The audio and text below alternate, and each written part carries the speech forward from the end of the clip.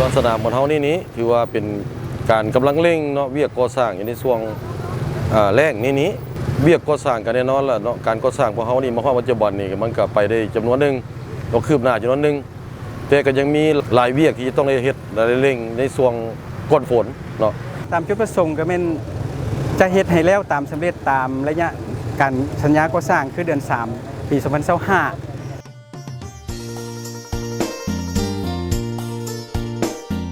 ภายหลังที่ได้สุ่มใส่จะตั้งปฏิบัติหน้าเวียกต่างๆอย่างตั้งหน้าด้วยความรับผิดชอบสูง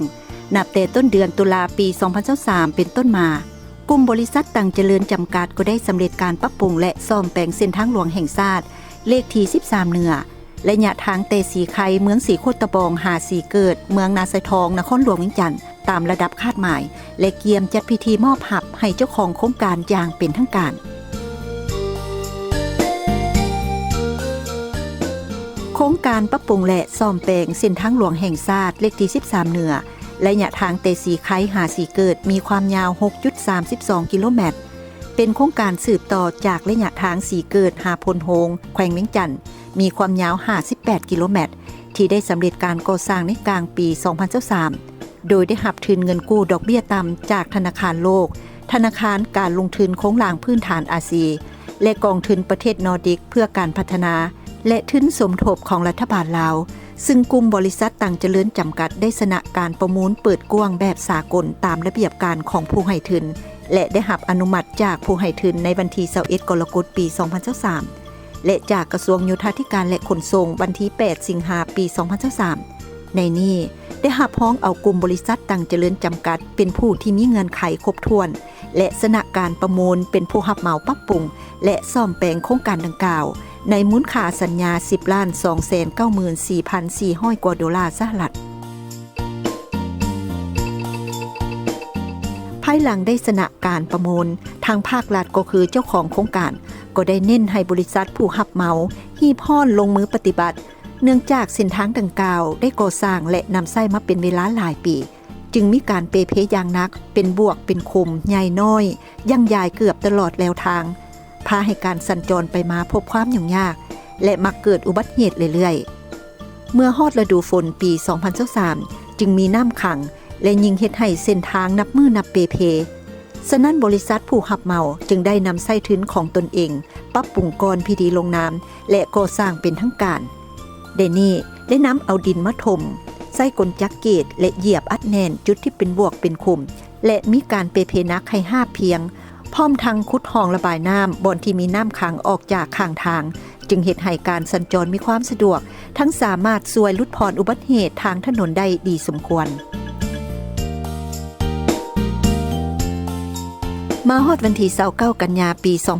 2023จึงได้มีพิธีลงนามสัญญาโครงการปรับปรุงและซ่อมแปลงเส้นทางหลวงแห่งชาติเลขที่13เหนือ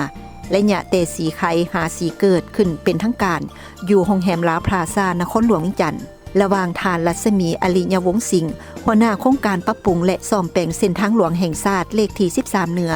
และยะนครหลวงเวียงจันทน์หาพลโฮงแขวงเวียงจันทน์และทานหัวแสงอรุณประธานกลุ่มบริษัทต่างเจริญจำกัดโดยมิทานงามประสงค์เมืองมณีรัฐมนตรีกระทรวงโยธาธิการและขนส่งพร้อมด้วยผู้ต่างหน้าบรรดาห้องการกรมพนักงานเจ้าเมืองและภาคส่วนเกี่ยวข้องเข้าร่วม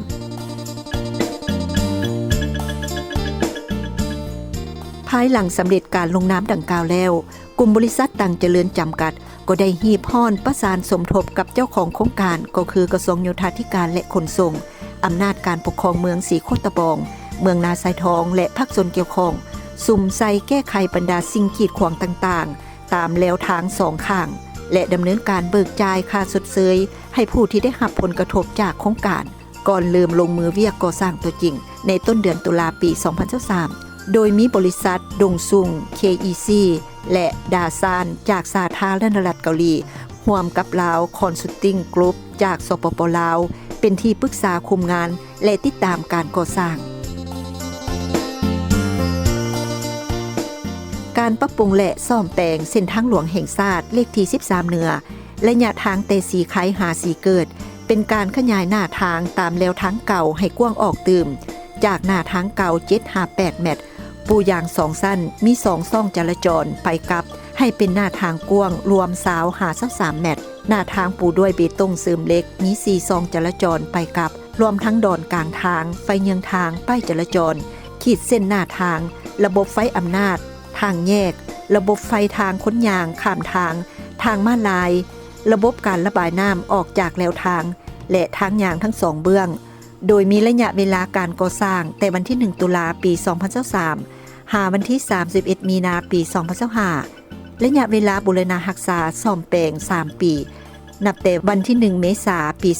2025หาวันที่31 มีนาปี 2028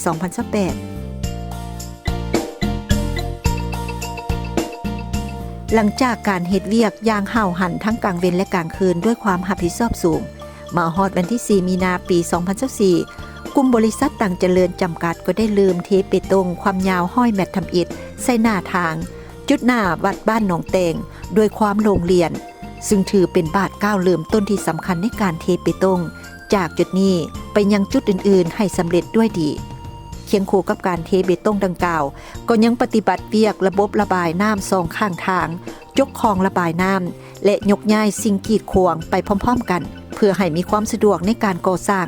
ทั้งเฮ็ดให้ผู้สัญจรไปมาตามเส้นทางดังกล่าวมีความสะดวกและปลอดภัย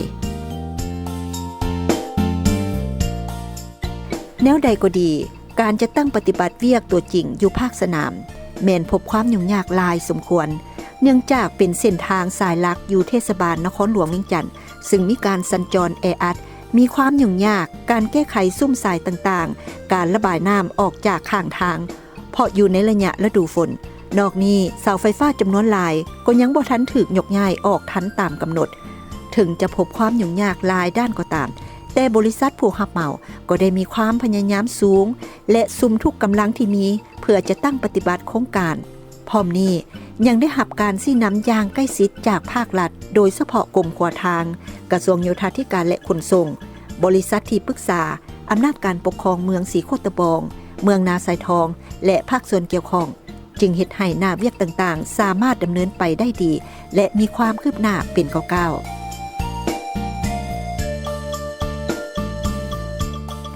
ด้วยความเป็นห่วงเป็นใยและซี้นำอย่างใกล้ชิดจากภาครัฐโดยเฉพาะกระทรวงโยธาธิการและขนส่งแผนกโยธาธิการและขนส่งนครหลวงเวียงจันทน์อำนาจการปกครองเมืองบ้านและภาคส่วนเกี่ยวข้องบวกใส่ความสำนิสำนานประสบการณ์และความเป็นมืออาชีพในเวียกงานการก่อสร้างเส้นทางของกลุ่มบริษัทต่างเจริญจำกัดหลังจากที่ได้ซุ่มทุกกำลังแหงในการจะตั้งปฏิบัติเวียกงานอยู่ภาคสนามอย่างห้าวหันมาเป็นเวลาเกือบ1 ปีภายหลังการเทเปตงห้อยแมตทำอิฐในที่สุดก็มาฮอดวันที่12 กุมภาพันธ์ปี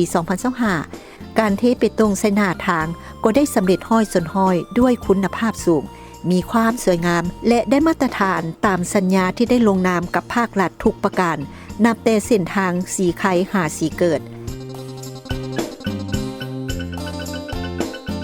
หลังจากการเทเปตงสำเร็จแล้วบริษัทผู้รับเหมาก็ได้สุ่มใส่การติดตั้งไฟเยืองทางป้ายสัญญาณจราจรขีดเส้นหน้าทางทางค้นยางข้ามทางม้าลายเลนอื่นๆจึงเฮ็ดให้การสัญจรไปมาของผู้ใช้รถใช้ถนนมีความสะดวกสบายยิ่งขึ้น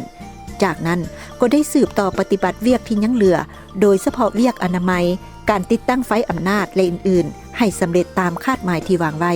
คือวันที่31 มีนาปี 2025เพื่อก้าวเข้าสู่การมอบหับให้เจ้าของโครงการอย่างเป็นทางการ